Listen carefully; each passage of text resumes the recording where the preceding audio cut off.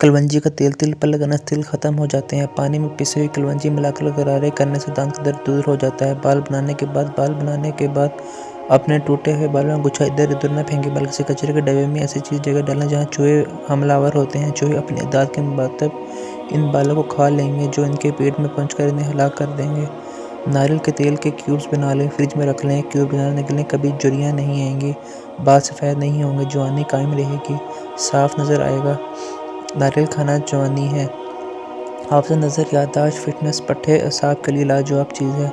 दिन में कम से कम 10-12 आलू बुखारे अगर मुंह में रख कर 24 चूसें हर आधे घंटे बाद। इसे हर ब्लड प्रेशर के जिगरे के लिए, मैदे के साफ के लिए, दिलो दिमाग के लिए लाजवाब चीज़ है।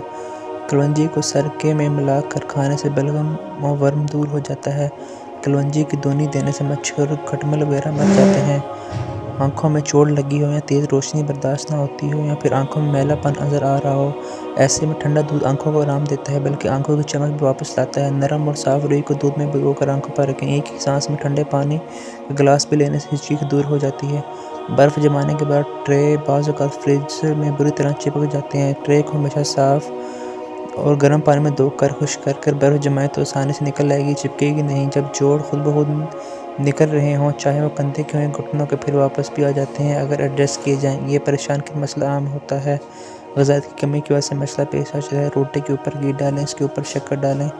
खालिस गुड़ शक्कर को जब घी के साथ मिलाया जाए तो कोलेस्ट्रॉल नहीं बनता।